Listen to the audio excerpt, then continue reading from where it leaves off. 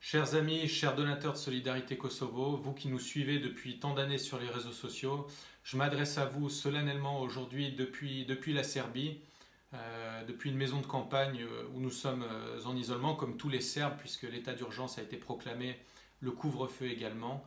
Et nous suivons avec attention, avec stupeur et effroi tout ce qu'il se passe en France actuellement. Nos prières, nos pensées vont à chacun d'entre vous. Nous savons que l'heure est grave, que la situation est difficile.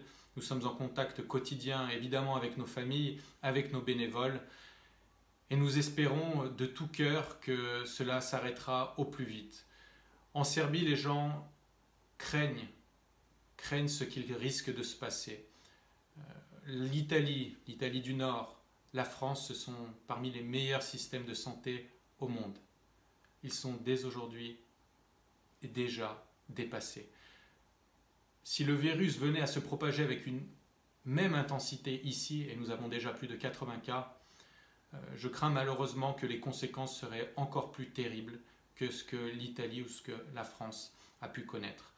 Le peuple serbe est habitué aux crises, est habitué aux situations d'urgence et il est courageux et fait face uni à cette situation et j'espère que le respect de toutes les consignes qui ont été données par le gouvernement et qui sont respectées aura les effets escomptés.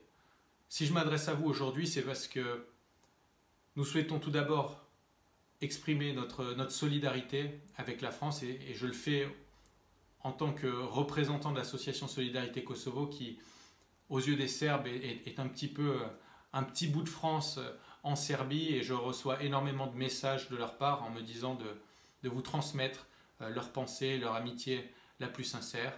C'est chose faite. Je m'adresse à vous également car malheureusement nous voyons que les dons arrivent de moins en moins à la boîte postale de Solidarité Kosovo. Vous le savez, Solidarité Kosovo ne reçoit aucune subvention, ni d'un État, ni de l'Union européenne, et nous vivons exclusivement de la générosité de nos donateurs, ce qui nous a permis jusqu'à aujourd'hui, depuis maintenant plus de 15 ans, d'avoir une autonomie, une indépendance totale dans nos actions. La baisse des dons est compréhensible. Les gens ne souhaitent plus sortir de chez eux, ne peuvent plus le faire, ne vont plus à la poste, et c'est mécanique.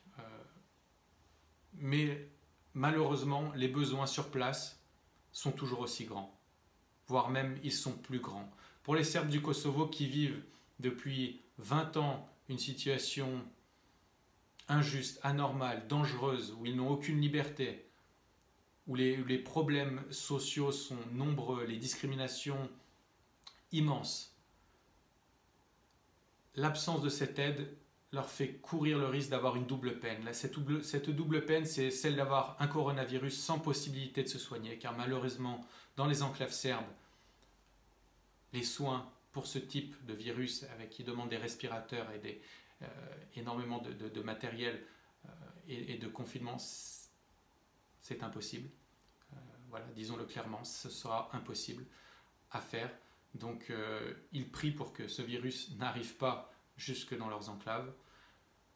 Mais c'est la période de l'année, le printemps, où nous aidons le plus les agriculteurs. C'est cette période de l'année durant laquelle nous achetons les serres agricoles, où nous préparons les projets de construction de fermes. Et aujourd'hui, nous sommes bloqués parce que les dons n'arrivent plus.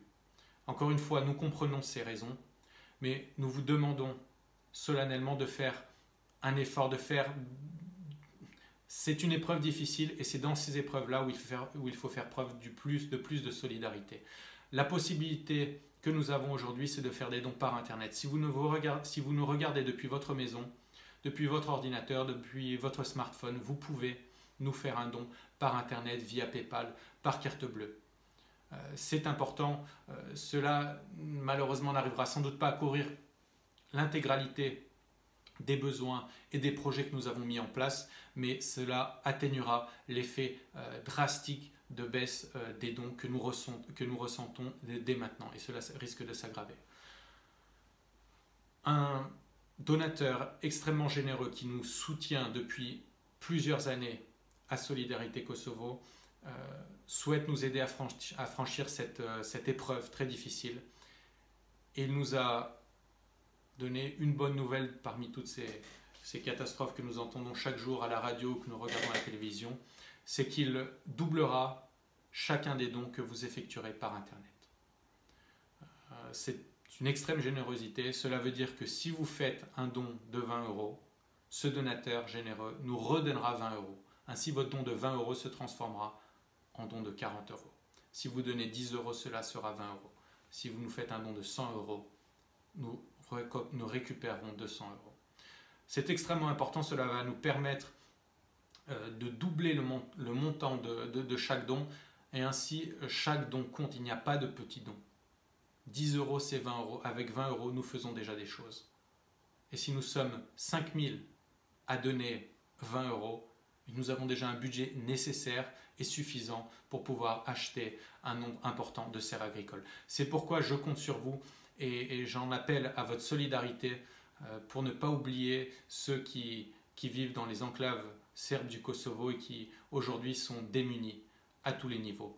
Leur vie n'était pas drôle jusqu'à présent. Avec l'arrivée de ce virus, elle l'est encore moins. Je vous remercie par avance. Je vous souhaite bien du courage dans cette épreuve que nous traversons tous ensemble. C'est un problème global, européen, mondial, mais je suis certain que nous y ferons face. N'oublions pas une dernière fois nos amis les Serbes du Kosovo. Je vous remercie par avance.